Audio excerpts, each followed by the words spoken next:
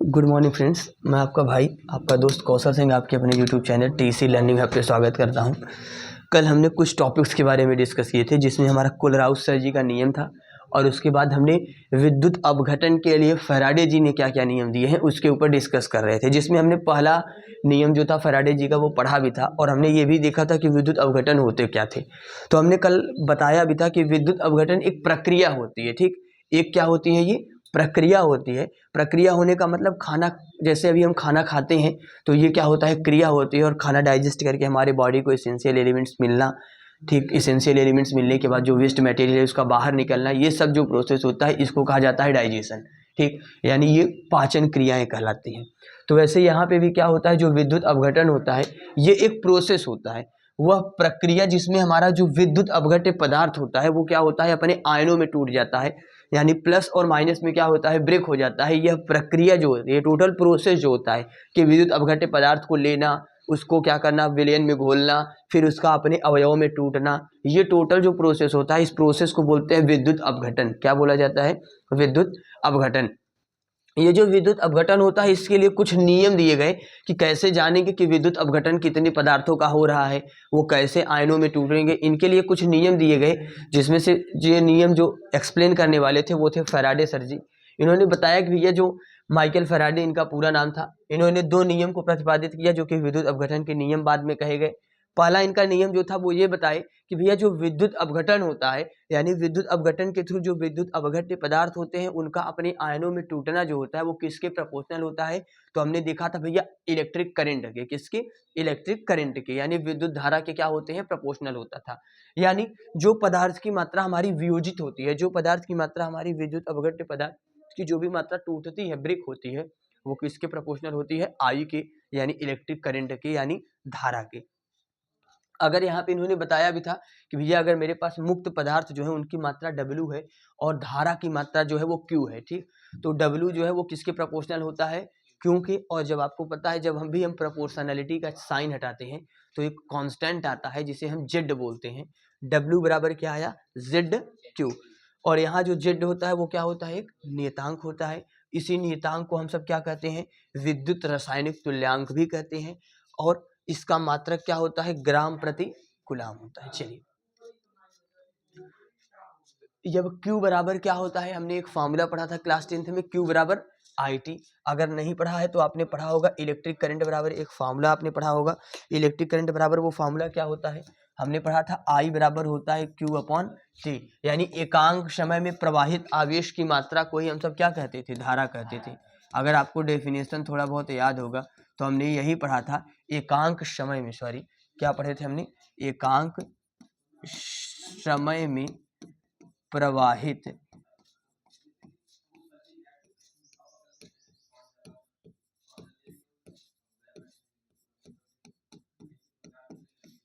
एकांक समय में प्रवाहित आवेश की मात्रा को क्या कहते हैं, धारा कहते। इसे आई से दिखाते थे, बातें समझ में आ रही हैं, इसे आई से दिखाया जाता था। यहीं से हमने निकाला Q बराबर क्या निकाला, IT। ठीक, यहाँ पे हमने Q का मान रख दिया तो W बराबर मेरा क्या आ गया, ZIT। क्या आ गया भाई, ZIT। यहाँ पे I जो होता था वो विद्युत धारा था, T जो था वो समय था, और Z जो था वो क्या था, विद्युत रासायनिक तुल्यांक था। अगर मान लीजिए कि हम इस जगह I बराबर 1 रख दें, T बराबर 1 रख दें, तो जो हमारा W होगा, यानी जो वियोजन की मात्रा होगी वो विद्युत रासायनिक तुल्यांक जो है उसके क्या हो जाएगी, बराबर हो जाएगी। यानी चीज़ें ये कह रहे हैं कि जब 1 एम्पियर की जो धारा है वो 1 सेकेंड तक प्रवाहित की जाए तो जो हमारा क्या होगा, वियोजन की मात्रा होगी वो विद्युत रासायनिक तुल्यांक की बराबर होती है। अब इसके बाद जो हमें जो आज से पढ़ना है वो है फैराडे जी का विद्युत अपघटन का द्वितीय नियम। व्हाट इज सेकेंड लॉ, उनका सेकेंड लॉ था क्या, उनका जो द्वितीय नियम था भैया वो ये था कि जब किसी भी विद्युत अपघटनों के विलयनों में, जब याद रखिएगा जब हमारे पास विद्युत अपघट्य, पहला नियम तो ये बताया भैया कि जो विद्युत अपघट्य टूटता है वो किस पे डिपेंड करता है, इलेक्ट्रिक करंट पे। जितना ज्यादा आप करंट उसमें से फ्लो कराएंगे उतना ज्यादा वियोजन होगा। लेकिन दूसरी जगह क्या कर रहे हैं कि मान लीजिए अब हमको तुलना करना है, हम क्या करते हैं, विद्युत अपघट्य लेते हैं, क्या लेते हैं, विद्युत अपघट्य लेते हैं, और उस विद्युत अपघट्यों में क्या करते हैं, समान विद्युत धारा, यानी करंट का मान क्या कर देते हैं, समान कर देते हैं। अगर मैं 4 एम्पीयर की, चलिए हम इसको समझ लेते हैं। अब हमें क्या करना है, अभी तक तो हम एक विद्युत अपघट्य पदार्थ लेते थे, उसमें इलेक्ट्रिक करंट डालते थे, ठीक।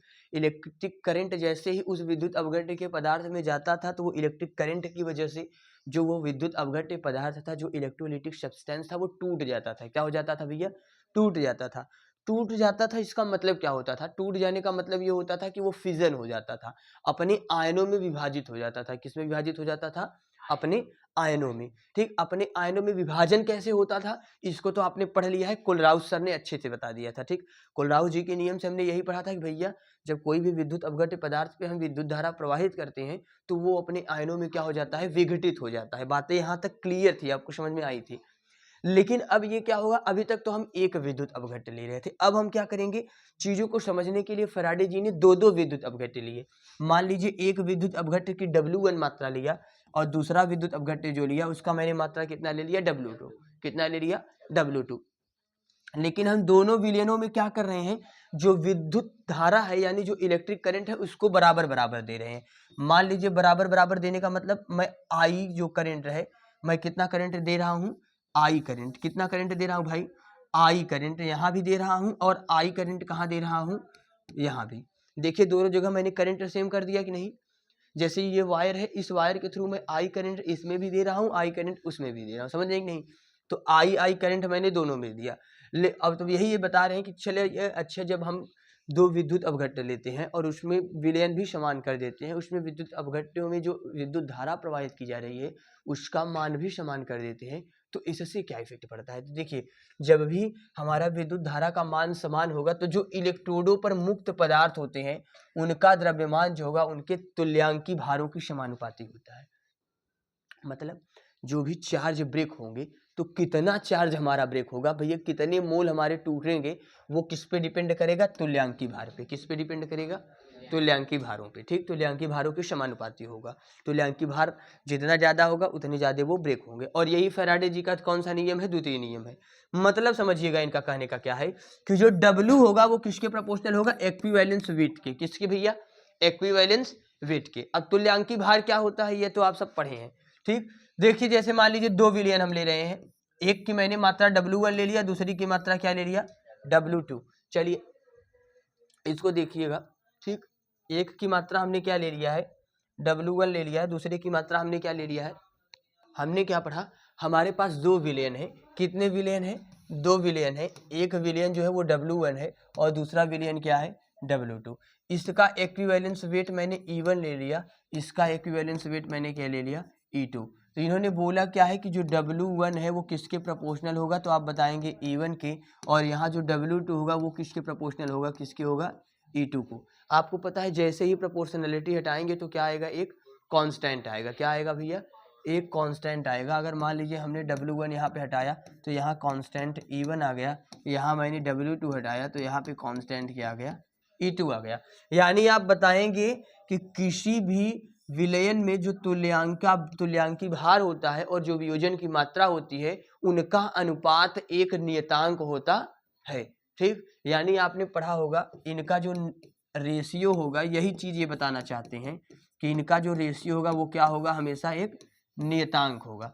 नियतांक होने का मतलब, अब मैं तुमको समझा रहा हूँ। नियतांक होने का मतलब, तुम चाहे 40 कुंटल बनाओ और चाहे तुम 40 केजी बनाओ और आप चाहे 40 ग्राम बनाओ, समझ रहे हैं कि नहीं। अगर आपके पास, ये मान लीजिए मेरे पास एक बाल्टी है या मेरे पास एक इंस्ट्रूमेंटल बैकग्राउंड के लिए मान लो मैं किसी रूम में अगर एक्सपेरिमेंट कर रहा हूँ तो रूम की बात करूंगा। अब जैसे मान लीजिए कि मैं वहां पे क्या किया हूँ, इलेक्ट्रिक करंट सेम कर दिया हूँ। क्या सेम कर दिया हूँ, इलेक्ट्रिक करंट सेम कर दिया हूँ। तो तुम चाहे जितनी मात्रा बढ़ा लो, लेकिन उनका अनुपात जो होगा किसका किसका, मात्रा की, किसकी, वियोजन की और तुल्यांकी भार का जो अनुपात होगा वो हमेशा क्या होंगे, बराबर होंगे। जैसे मैं तुमको समझा रहा हूँ, जैसे मान लो मैंने 100 ग्राम जो है ये ले लिया है, तुल्यांकी भार 20 है, तो मेरा कितना आएगा, 5/1 आएगा ना, ठीक। और अगर मैं उल्टा यही कर दूं कि सर हम क्या ले लें, यहाँ 10 ले रहे हैं और यहाँ ले रहे हैं 2, ठीक। एक ज्यादा लिया हूं और एक कम लिया हूं, ठीक है, लेकिन इनका अनुपात जो आना चाहिए वो हमेशा क्या आएगा, बराबर आएगा। अगर अनुपात बराबर नहीं हो रहा है तो इसका मतलब ये है कि तुमने इलेक्ट्रिक करंट सेम नहीं रखा है, आप गलत कर रहे हैं, आपने विद्युत धारा का मान बराबर नहीं किया। इनका मेन मोटिव यही था कि भैया दो विलयनों के लिए जब आप कंपेरिजन करेंगे तो जो इनका रेशियो होता है वो क्या होता है, बराबर होता है। तो इन दोनों को जब आप ऐड करेंगे तो जो नया रिलेशन बनेगा वो यही बनेगा कि W1 और E1 का अनुपात और W2 और E2 का अनुपात जो होता है वो आपस में हमेशा क्या होते हैं, बराबर होते हैं। W1 W2 क्या है, पदार्थों के द्रव्यमान है, और E1 E2 क्या है, पदार्थों के तुल्यांकी भार है। ये आपको पहले ही मैंने बता दिया। क्या बातें समझ में आ रही हैं कि नहीं? यहाँ तक बातें क्या है इनकी, कुछ नहीं है। ये सिर्फ यही कहना चाहते हैं कि जब किसी विद्युत अवघट्ट में विद्युत धारा जो होती है वो समान प्रवाहित किया जाता है, तो जो पदार्थ की मात्रा होती है उसका जो वो होता है, पदार्थों का द्रव्यमान जो होता है वो किसके बराबर होता है, तुल्यांकी भार के समानुपाती होता है। समानुपाती होने का मतलब कि भैया जो W होगा वो किसके प्रोपोर्शनल होगा, E के लिए होगा। और अगर दो विलयनों की बात करेंगे तो W1 बटे E1 बराबर K होगा यहाँ पे, और W2 बटे E2 बराबर क्या होगा, K होगा। अगर इसको हम फर्स्ट माने और इसको क्या माने, सेकंड माने, तो यहाँ पे जब आप लिखेंगे तो आप लिखेंगे by equations first and second we get, हमें मिलता क्या है, तो आप बताएंगे W1 upon E1 upon W2 upon E2, और यही जो होगा ये हमारा क्या हो गया, प्रूव्ड हो गया। यही हमारा रूल है, यही हमारा फॉर्मूला है, यही हमारी सब चीज़ें हैं। इसी से हमारे पूरे क्वेश्चन लगेंगे। और इसी को हमने इसमें W1 और W2 को कहा क्या किया जाता है, यहाँ आप लिख सकते हैं वेयर W1 एंड W2 ये क्या है, मास हैं, मास ऑफ सब्सटेंसेस, जो हमारे द्रव्यमान दिए गए थे, मास ऑफ सब्सटेंसेस। और यहाँ पे E1 और E2 जो है वो क्या है, एक्विवेलेंस वेट है। क्या है भाई, एक्विवेलेंस क्या है, एक्विवेलेंस वेट है। ठीक, ये हमारे मास ऑफ सब्सटेंसेस है, ये हमारे एक्विवेलेंस वेट है, यानी तुल्यांकी भार है, वो हमारे पदार्थों के द्रव्यमान है। बाकी आगे चलते हैं, हम सब थोड़ा सा डिस्कस करते हैं। किसी को कोई प्रॉब्लम इसमें? चलिए, फैराडे जी का नियतांक क्या होता है भैया? फैराडे जी ने अपने ही नाम पे चार्जों को डिफाइन कर दिया, समझने की नहीं। एक फैराडे बराबर कुछ होते हैं, आपने पढ़ा होगा, एक मोल इलेक्ट्रॉन पर स्थित आवेश को फैराडे नियतांक कहते हैं। क्या आपने समझा भैया? एक मोल इलेक्ट्रॉन पर, एक मोल इलेक्ट्रॉन में कितने इलेक्ट्रॉन होते हैं भैया? ठीक, एक मोल में कितने नंबरिंग होते हैं? तो भैया बताएंगे आप अवोगाद्रो जी के नंबर के अनुसार। किसके अनुसार भैया? जितना अवोगाद्रो नंबर होता है उतने ही वहां पे होंगे। ठीक, तो एक मोल इलेक्ट्रॉन में कितने इलेक्ट्रॉन होंगे? तो बताएंगे 6.022 गुणित 10 घाते 23। ठीक, क्यों? क्योंकि ये किसके बराबर होता है? तो आप बताएंगे अवोगाद्रो नंबर के बराबर। किसके भैया? Avogadro number. आपने पढ़ा होगा अवोगाद्रो संख्या के बारे में। ठीक, एक मोल की अगर मैं कहीं पे भी बात करूं, ठीक है, एक मोल का चाहे जिस भी जगह बात करिए, एक मोल में कितनी चीजें होंगी? अवोगाद्रो। जैसे मैंने कहा कि हमको एक मोल केला लेके आइए, क्या लेके आइए? एक मोल बनाना चाहिए। एक मोल बनाना चाहिए का मतलब क्या है? एक दर्जन वर्जन नहीं लाना है तुमको, एक मोल लानी है। कितने मोल लाने हैं? एक मोल। एक मोल मतलब जितना अवोगाद्रो नंबर होता है। अवोगाद्रो नंबर होते कितने हैं? 6.022 इंटू 10 के पावर 23, यानी कम से कम तुमको 60-70 अरब लाने हैं, समझ नहीं? 60-70 अरब तुमको क्या और भी हो सकते हैं, कम नहीं है, इससे ज्यादा ही लाने हैं। ठीक, यानी 6 के बाद तुमको 21-22 जीरो लगा के लानी है, इतना हमको बनाना चाहिए। ठीक, तो यानी आप ये बताएंगे कि अवोगाद्रो नंबर के बराबर। और यहाँ पे हमने पढ़ा भी क्या कि एक मोल इलेक्ट्रॉन पर कितना आवेश होता है, इसी को बोलते हैं फैराडे नियतांक। एक इलेक्ट्रॉन पर कितना आवेश होता है? तो आपको पता होगा 1.6 गुणित 10 घाते कितना होता है भैया? -19 कूलाम होता है। होता है कि नहीं होता है? तो ये तो हो गया 1.6 गुणित 10 घाते -19, और उसके बाद 6.022 गुणित 10 घाते 23 क्या होता है हमारा अवोगाद्रो नंबर। इन दोनों का करेंगे आप गुणा। ठीक, तो आप करेंगे तो 16 छक्का 96, यानी 96 सभी सुबह में आएगा। यहाँ 10 घाते -19, 10 घाते 23, 23 में से 19 जाएगा, 9 4 13, बचा 4। मल्टीप्लाई कर सकते हैं अगर आप चाहें तो। 16 दूना 32 का 2 हासिल 3, 16 दूना 32 3, 35 का 5 हासिल 3, 16 छक्का 96, 96,352, 96,352। ये है 10 घाते 23 में से 10 घाते 19 घटा 10 घाते 4। यहाँ 2 3 अंक 4 अंक के बाद दशमलव लगेगा, क्यों? क्योंकि यहाँ 3 अंक पे यहाँ, 1 अंक पे यहाँ, 4 अंक के बाद दशमलव लगेगा। 10 घाते 4 है, 4 अंक के बाद दशमलव हट जाएगा, आंसर आएगा 96,352। यहाँ कुलाम प्रति मोल में आंसर इसलिए डिफरेंस आ रहा है, क्यों? क्योंकि आपको पता होगा 6.022 नहीं होता है, 6.023 भी कहीं कहीं जगह लिखा होता है। उस बेसिस पर डिजाइन करेंगे तो आंसर चेंज हो जाएगा। बातें समझ में आ रही हैं? चलिए जय श्री राम, आगे चलते हैं। ठीक, तो आपने पढ़ा 1 फैराडे नीतांक जो है उसका मान कितना होता है? 96,500 कूलाम होता है। ठीक, यहाँ पे 96,487 दिया है, लेकिन जब आप पढ़ेंगे, आपने क्लास 10th में पढ़ा होगा, हमको तो याद है ये फैराडे जी जो है ये बहुत बड़ा मान होता है, यानी चार्ज का सबसे बड़ा मात्रक जो होता है वो फैराडे होता है। 1 फैराडे बराबर हमने अपने बचपन में पढ़ा था 96,500 कूलाम। कितने कूलाम? 96,500 कूलाम। ये याद भी नहीं है तो आप याद कर सकते हैं। ये तो अभी मान लीजिए आप निकाले हैं, ये आपने गुणा भाग करके निकाला है, लेकिन हकीकत में जो इसका मान हमने एक्सपेरिमेंट किया है लैब वेब में, जो हमारे यहाँ साइंटिस्ट एक्सपेरिमेंट किए, उन्होंने एग्जैक्ट आंसर इतना निकाला है और यही हर जगह यूज भी किया जाता है। हम खुद भी यही हमको याद है 96,500 कूलाम। ठीक, 10th में ये है। चलिए भैया, अगला आता है निर्नष्ट इक्वेशन। कौन सा इक्वेशन भैया? निर्नष्ट इक्वेशन। निर्नष्ट इक्वेशन होता क्या है? बहुत ज्यादा जरूरी, लेकिन इसके लिए ठीक सेल की बातें क्लियर कर रहे हैं कि प्रत्येक सेल के 2 इलेक्ट्रोड होते हैं, ये सभी को पता है। प्रत्येक सेल में कितने इलेक्ट्रोड होते हैं? 2 इलेक्ट्रोड होते हैं। कौन कौन से इलेक्ट्रोड होते हैं भैया? एक एनोड होता है, दूसरा क्या होता है? कैथोड होता है। बहुत अच्छा। जिन्हें हम क्या कहा जाता है? अर्धशेल कहा जाता है। भैया सिर्फ इलेक्ट्रोड लगा देने से चार्जेज नहीं होते हैं, समझ रहे? नहीं, इलेक्ट्रिक करंट का फ्लो नहीं होता है। आपने सेल ले लिया, उस सेल में 2 इलेक्ट्रोड होते हैं, ये बातें ठीक है। जब उसको कॉम्बिनेट करते हो, किसी जगह ले जाके संयोजित करते हो, तब जाके पूरा सेल बनता है। ठीक, सिर्फ बता देने से सेल नहीं होता है। यानी जो सेल के 2 इलेक्ट्रोड होते हैं, इन्हें सिर्फ कहा जाता है अर्धसेल। क्या कहा जाता है? अर्धसेल। अभी तक सेल पूरा डिजाइन नहीं हुआ है। अर्धसेल। एक इलेक्ट्रोड पर ऑक्सीकरण होता है, दूसरे इलेक्ट्रोड पर क्या होता है? अपचयन होता है। ये चीजें हमने पहले ही डिस्कस कर ली है ऑक्सीकरण अपचयन में। ठीक, कि भैया एक इलेक्ट्रोड पर 2 इलेक्ट्रोड होते हैं। एक अगर इलेक्ट्रोड ऐसा है, ठीक, हमारे पास हमने क्या बताया कि हमारे पास 2 इलेक्ट्रोड होते हैं। कितने इलेक्ट्रोड होते हैं? 2 इलेक्ट्रोड होते हैं।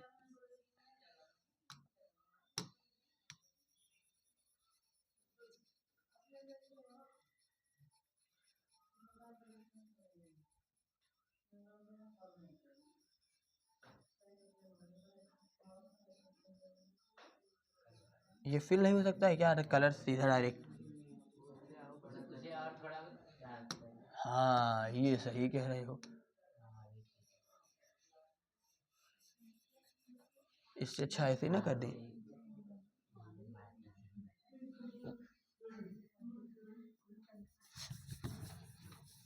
दिमाग खराब हो रहा है। जब से इसको फिल करेंगे, रुक जाओ। ठीक,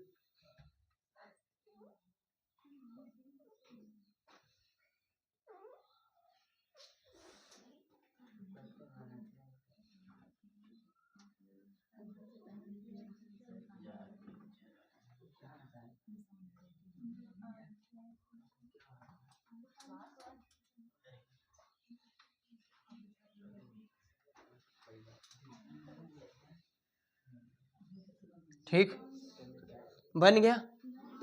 इसको हमने मान लिया पॉजिटिव। ठीक,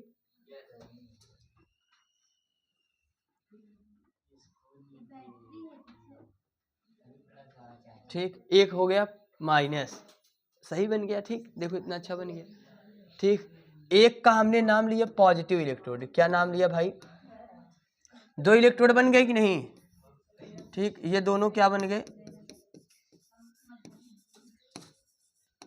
ये दोनों बने इलेक्ट्रोड। तो हमने ये पढ़ा भैया हमारे प्रत्येक सेल में 2 इलेक्ट्रोड होते हैं, जिन्हें अर्धसेल कहा जाता है। एक इलेक्ट्रोड पर ऑक्सीकरण होता है तो दूसरे पर क्या होता है भैया? अपचयन होता है। क्या होता है? अपचयन होता है।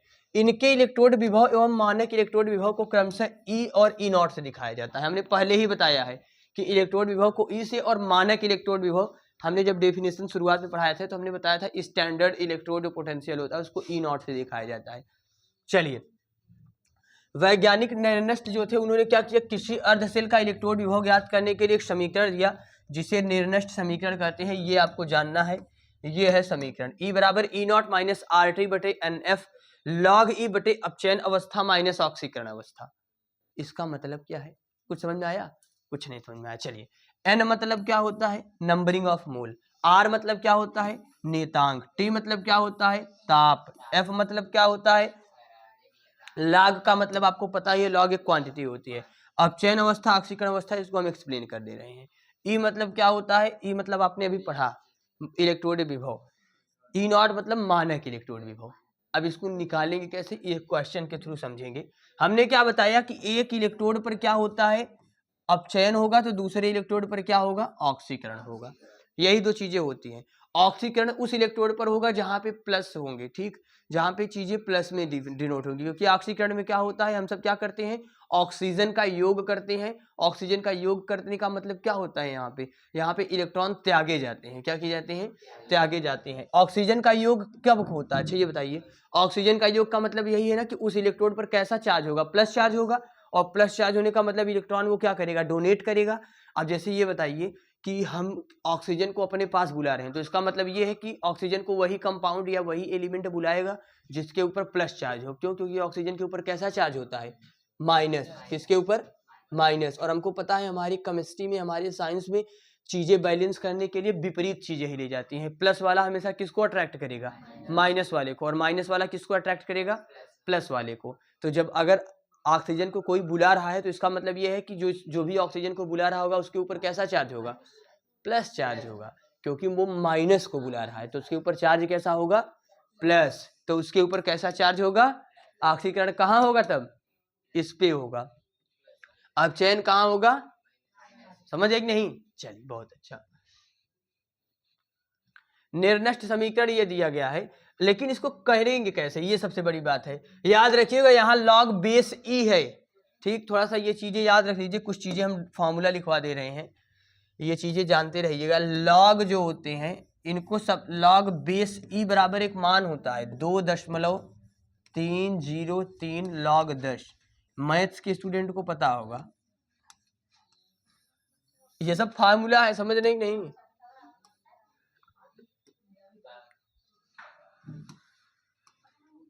लॉग ई बराबर होता है 2.303 लॉग 10। लॉग एम के पावर एन बराबर होता है एन लॉग एम, ठीक है। और बताइए क्या होता है, लॉग एम इंटू एन बराबर होता है log m plus log n. समझ रहे हैं कि नहीं, लॉग एम बटे एन बराबर log m minus log n, ठीक। और एक फार्मूला लिख लीजिए, अगर बेस और पावर समान है, लॉग ई के पावर ई, रुक जाइए थोड़ा सा, क्या हुआ जी, क्या टूट गया, चलो ठीक, अच्छी बात है, चलो दूसरा ले लेना। लॉग 10 का मान कितना होता है, 1। लॉग 100 का मान कितना होगा, ये लॉग 10 का मान निकाल सकते हैं, ये सूत्र होता है, बता दे रहे हैं।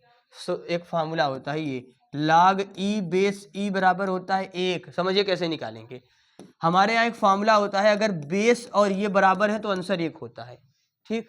तो ये सूत्र होता है 10 यहाँ भी 10 यहाँ भी, तो आंसर 1। लॉग 100 का कैसे निकालेंगे, ये देखिए, लॉग 100 है ना, तो 10 के पावर 2 रख दीजिए, यहाँ 10 रहने दीजिए। यम के पावर एन हुआ, यम के पावर एन मतलब क्या होगा, एन लॉग यम, तो 2 इंटू लॉग 10, और लॉग 10 बराबर कितना होता है 1, तो 2 1 का। अब ऐसे समझिए, तो लॉग 100 का मान कितना होगा 2, तो ठीक। अब एक और ट्रिक जान लीजिए, एक तो मान लीजिए ये तो निकालने वाला ट्रिक था, दूसरा ट्रिक ये होता है, जितने जीरो होते हैं उतनी मान होंगे। लाख 1000 की वैल्यू कितनी आएगी, लाख 10,000 की वैल्यू कितनी आएगी 4, लाख 1 लाख की वैल्यू कितनी आएगी, समझे कि नहीं, जितने जीरो उतनी मान, ठीक है। लेकिन कुछ मान तुमको याद होने चाहिए, लाख 2 का, लाख 3 का, ये हम लिखवा देंगे जब जरूरी होगा तब, बेफिक्र रहिए, ठीक। चलिए आगे चल सकते हैं, ये चीजें आप नोट डाउन कर लीजिएगा कि लॉग बेस ई बराबर फॉर्मूला क्या होगा, लॉग बेस ई को अगर लॉग 10 बेस 10 में कन्वर्ट करना है तो 2.303 लॉग 10, लॉग बेस ई का मान 1, लॉग एम के पावर एन बराबर n log m into n बराबर log m plus log n, log m upon n बराबर log m minus log n। और अगला जो कंसेप्ट आता है वो आता है log का मान निकालने के लिए कि log 10 बराबर 1, log 100 बराबर 2, log 1000 बराबर 3, log 10,000 बराबर 4। ये अपना आप रिपीटिशन ऐसे कर सकते हैं, आगे चल सकते हैं हम सब। ठीक, हमने आपको बता दिया ये फार्मूला है। ठीक, निर्नष्ट समीकरण का आपको यहाँ पे निर्नष्ट समीकरण प्रूफ करने के लिए नहीं आता है। ठीक, आपके सिलेबस में प्रूफ नहीं है, आपके सिलेबस में सिर्फ निर्नष्ट इक्वेशन है। निर्नष्ट इक्वेशन आपको पता चल गया है कि भैया निर्नष्ट इक्वेशन होता क्या है, तो आप बताएंगे सर इलेक्ट्रोड पोटेंशियल बराबर मानक इलेक्ट्रोड पोटेंशियल माइनस RT बटे N। ठीक, RT बटे N यहाँ पे क्या होता है log बेस E होता है ऑक्सीकरण अवस्था में बटे अपचय अवस्था में। ठीक, चलिए यहाँ तक चीजें समझ में आ गई हैं, आगे चलते हैं हम सब थोड़ा सा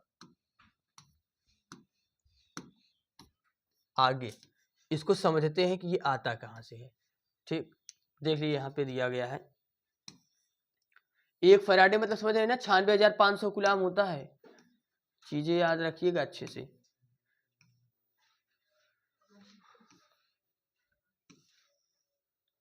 हाँ, अब ये देखिए हल कैसे होगा।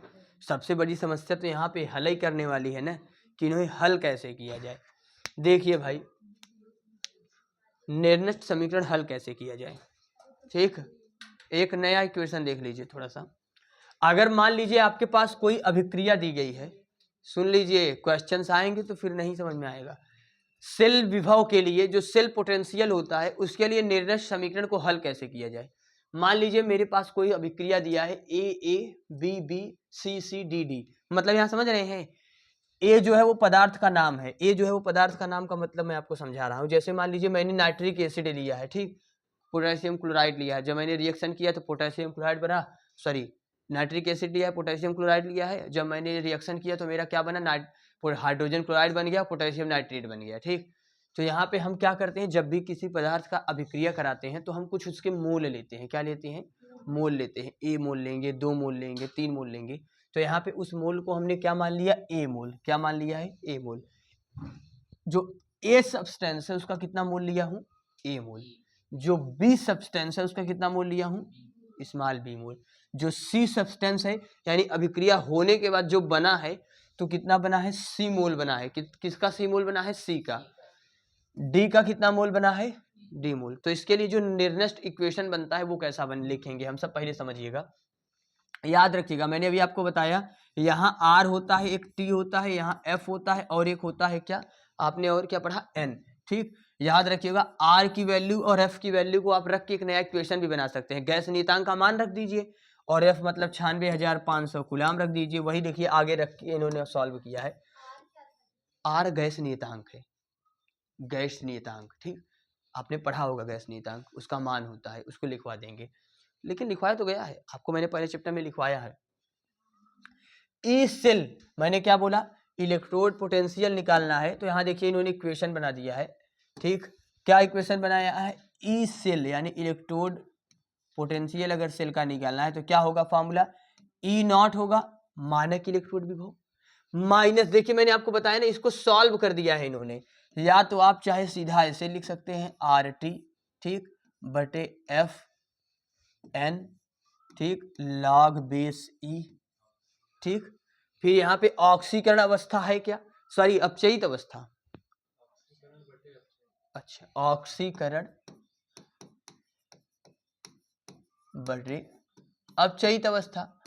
ऑक्सीकरण अवस्था मतलब क्या होता है, वो अवस्था होता है जो कि रिएक्शन में पार्टिसिपेट करके बनती हूँ। यहाँ पे क्या हो रहा है, रिएक्शन के लिए लिख रहे हैं तो यहाँ ऑक्सीकरण अपचयित अवस्था नहीं लेंगे। यहाँ पे क्या लेंगे, हम क्या लेंगे अब, प्रोडक्ट लेंगे बटे क्या लेंगे, रिएक्टेंट। प्रोडक्ट यहाँ पे क्या बन रहा है, सी और डी, यहाँ प्रोडक्ट है सी और डी, तो यहाँ कंसंट्रेशन लिया जाता है और कंसंट्रेशन को इस फॉर्म में दिखाते हैं। जिसका बन रहा है उसको बड़े ब्रैकेट में, जितना मोल बन रहा है उसको पावर के रूप में लिखते हैं। किसके रूप में लिखते हैं, पावर के रूप में, सी के पावर सी। यहाँ क्या लिखेंगे, डी के पावर डी, नीचे क्या लिखेंगे, ए के पावर ए, बी के पावर बी। अब अगर हमें यहाँ पे आर और एफ का मैं मान रख दूं, एफ मतलब 96,500 और आर का मतलब 8.0, ठीक, हाँ 0. वो जो रखते हैं आप, उसको रखने के बाद आपका जो मान आएगा ई सेल बराबर वो कितना आएगा, तो आप बताएंगे भैया आएगा मेरा ई नॉट माइनस इसका मान पूरा रखने पर हल करने पर आएगा 0.059। कितना आ रहा है 0.059 बटे n। अब मैंने लॉग बेस ई जो था मैंने उसको बदल दिया किसमें, लॉग बेस 10 में। क्यों बदलते हैं, याद रखिएगा क्यों बदलते हैं, क्योंकि लॉग बेस ई को सॉल्व नहीं किया जाता है। हम सब सॉल्व कैसे करते हैं, लॉग को जब किस बेस पे बदलते हैं, 10 के बेसिस पे। किस पे बदलते हैं, 10 पे। तो लॉग बेस ई को बदल देंगे लॉग 10 में, तो क्या होगा अभी हमने पढ़ा ना 2.303 से गुणा कर देते हैं। तो यहाँ पे अब क्या आ जाएगा, लॉग 10 और बाकी चीज़ें यही लिख लीजिए। यानी जो नया फार्मूला बन के आता है किसी रिएक्शन को सॉल्व करने के लिए, वो ये आता है। अभी जब आप इक्वेशन करेंगे ना, दो तीन क्वेश्चन करेंगे, तो आपको कंसेप्ट वही पूरा समझ में आ जाएगा। समझ आएगी नहीं। ये अभी तक आपने क्या पढ़ा, फार्मूला पढ़ा, ठीक, कि निर्नष्ट इक्वेशंस के क्या फार्मूले होते हैं। तो आपने बताया भैया निर्नष्ट इक्वेशन जो होता है वो किसी अगर सेल के लिए निकालना है तो आप निकालेंगे ई सेल बराबर E naught cell minus 0.059 upon n log 10 c के पावर c d के पावर d अपॉन a के पावर a इंटू b के पावर b, जहाँ a b c और d जो हैं वो क्या है, आपने समझ लिया, पदार्थ हैं। जो a और b है वो रिएक्टेंट हैं और जो c और d है वो क्या है, प्रोडक्ट है। और जहाँ small a small b small c और स्मॉल d जो है वो मोलों की क्या है, संख्या है। ठीक, बातें समझ में आ गई। चलिए log 2 देख लीजिए, log 2 बराबर 0.3010। log 2 बराबर एक मान लिख लीजिए भैया, log 2 बराबर बेस 10 के लिए होता है 0.3010, 0.3010। ठीक, log 10 बराबर 3010, 0.3010 log 2 का मान होता है। चलिए आगे चलते हैं। हमने बाकी इधर की चीजें डिस्कस कर ली हैं। ठीक, हम कुछ इक्वेशन थोड़ा सा करते हैं निर्नष्ट जी के। ठीक, निर्नष्ट जी पर हम कुछ, हाँ, ये इक्वेशन कर लेंगे तो बातें समझ में अच्छे तरीके से आएंगी। ठीक, फिर सेल का रिप्रेजेंटेशन ओरिएंटेशन अच्छे से डिस्कस करेंगे। पहले एक क्वेश्चन कर लेते हैं निर्नष्ट जी के क्वेश्चंस पे।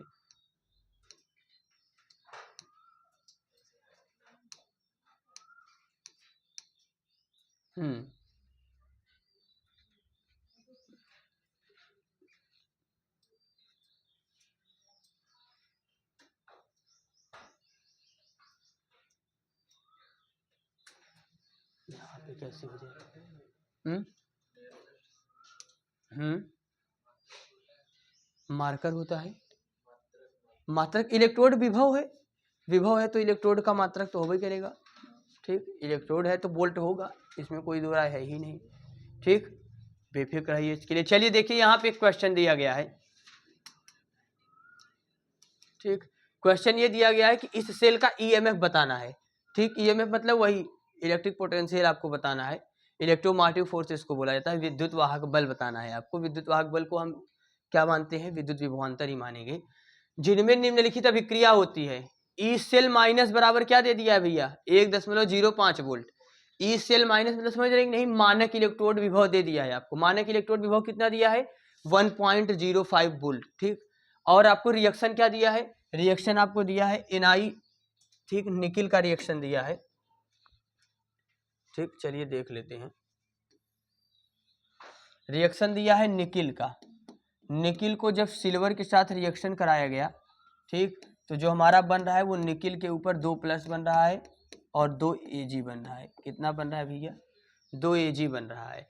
अच्छा, तो निर्नष्ट जी का जो इक्वेशन होता है हमने क्या पढ़ा, ई सेल माइनस, भैया यही तो पढ़ा ना, ई बराबर ई नॉट, ठीक, माइनस 0.059 अपॉन n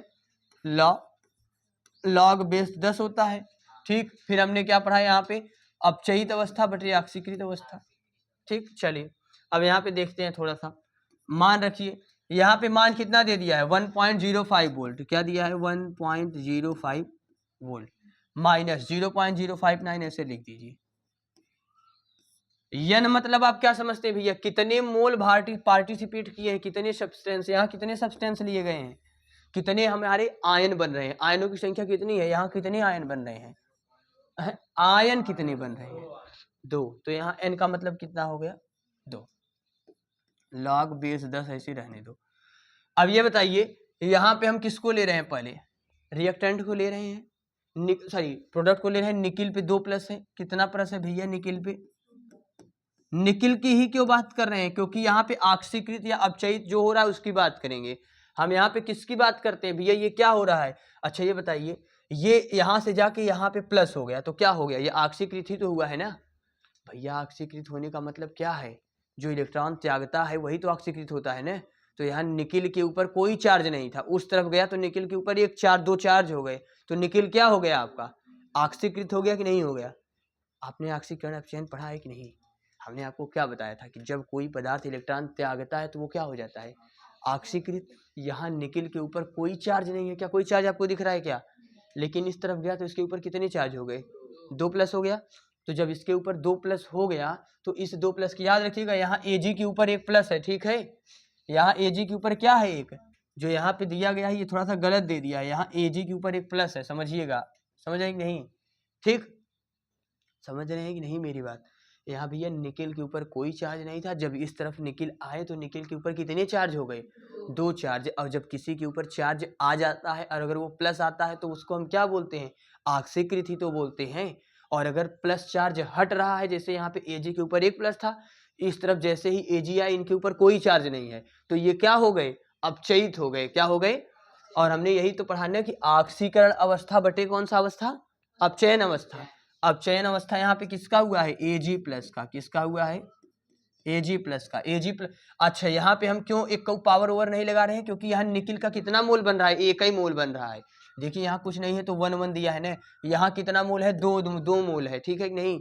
तो यहाँ Ag के ऊपर कितने पावर लग जाएंगे? समझ में आ रहा है कि नहीं? अब चलिए, अब 1.05 ऐसे रहने दो, 0.059/2 भी ऐसे रहने दो, log 10 भी ऐसे रहने दो।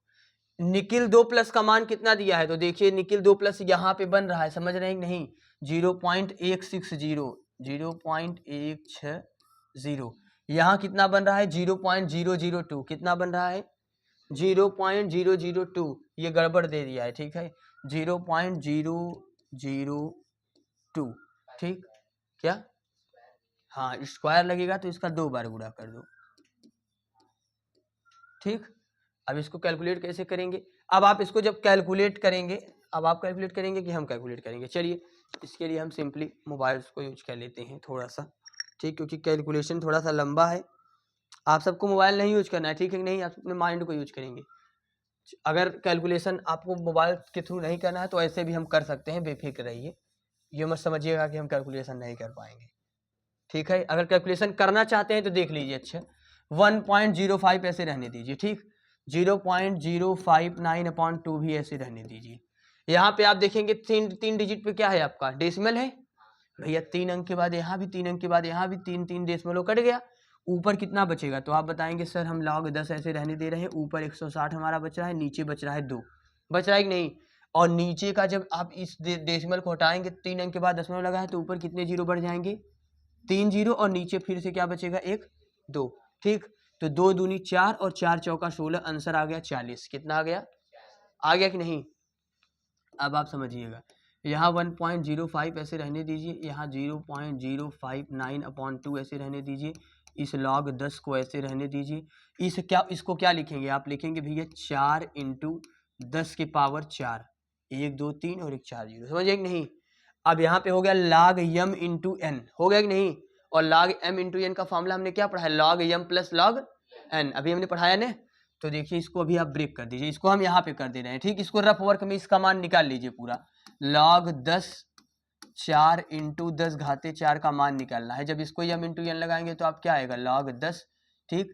यहाँ आ गया 4, ठीक, प्लस आएगा log 10, यहाँ पे भी 10 की पावर 4। इसको आप लिखेंगे 2 का स्क्वायर। क्या लिखेंगे? 2 का स्क्वायर। तो आपका आएगा 2 × log बेस 10 2 आएगा। आएगा कि नहीं आएगा? और इसको जब आप करेंगे तो क्या आएगा? 4 × log 10 10 आएगा। आएगा कि नहीं आएगा? इसका पूरे का मान होता है 1, और इसको जब आप सॉल्व करेंगे तो ये थोड़ा सा क्रॉप करके कहीं इसको सेट नहीं कर सकते हैं क्या? चलिए अच्छा कोई बात नहीं। इसका मान हमने पढ़ा 0.3010, हम इसको यहाँ पे कर दे रहे हैं, थोड़ा सा गड़बड़ हो गया है। 0.3010, 0.2 × 0.3010, इसका मान आ गया 4। जब इसको आप जोड़ेंगे तो इसका आंसर आएगा 60 20, इसका गुणा करेंगे तो आंसर पूरा आ जाएगा 4.60 20। कैसे आएगा समझ आएगी नहीं भैया? 2 जीरो एम 0, ठीक, 0 0 0 एम 0, 2 1 कम 2, 2 0 2 3 6 और 4 में जोड़ेंगे 4.60 20। अब डायरेक्ट आप चाहे तो यहाँ रख सकते हैं। क्या आएगा आपका 1.05 माइनस 0.059 अपॉन 2, और इस पूरे का मान हमारा कितना आया है 4.60 20। इसको काटेंगे तो आंसर आएगा 2.3010 आएगा कि नहीं आएगा? इसका आप गुणा कर दीजिए, 1.05 ऐसे रहने दीजिए। इसका 0.059 का गुणा करेंगे 2.3010 में, ठीक, और आप इसका गुणा भाग करेंगे, फाइनल आंसर आ जाएगा। अब इतना तो कर ही सकते हैं, आप कर सकते हैं ना? चलिए अच्छा हम ही कर देते हैं। 0.059 मल्टीप्लाइड बाई 2.3010, ठीक, ये आया है 1.05 माइनस 0.1357, ठीक। जब सब्ट्रैक्ट करेंगे आप 1.05 माइनस 0.1357, 1.05 0.1347, रुक जाइए थोड़ा सा तो, अरे सॉरी गड़बड़ हो गया, हमने जो गुणा गलत कर दिया। 0.053, क्या हुआ, क्या है, क्या बात हो रहा है जी?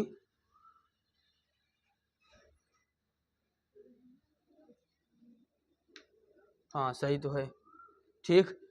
अगर आप इसको चाहें तो जब 3 अंक तक फिगर आउट करेंगे तो आपने पढ़ा होगा, अगर तीसरे अंक के बाद जो उस वाली संख्या 5 से बड़ी है तो आगे वाली संख्या में 1 जुड़ जाता है, समझ रहे नहीं?